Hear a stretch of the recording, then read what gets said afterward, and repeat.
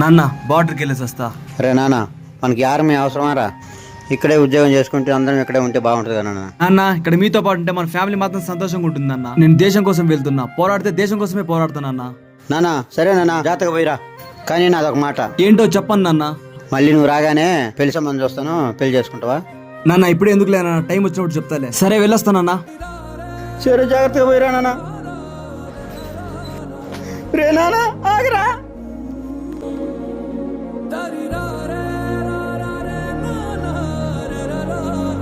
సరే నాన్నైతే టైం అయింది, జాగ్రత్త నాన్న. సరే బాయ్.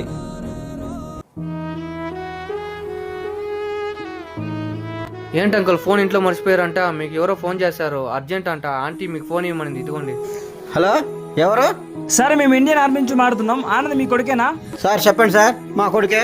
సార్ నిన్న నైట్ మీ కొడుకు అండర్ కవర్ ఆపరేషన్ చనిపోయాడు సార్. Sorry sir. రే నాన్న వెళ్ళిపోయావారా? వద్దనుకుంటుపోయాను నాయన.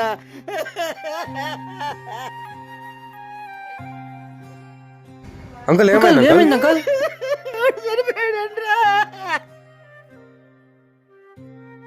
అంకుల్ మీరేం బాధపడకండి అంకుల్, ఆనంద్ ఎప్పుడు మనతోనే ఉంటాడు. అంకుల్ మీరు గర్వపడాలి అంకుల్, మీ కొడుకు దేశం కోసం వీరమరణం పొందాడు.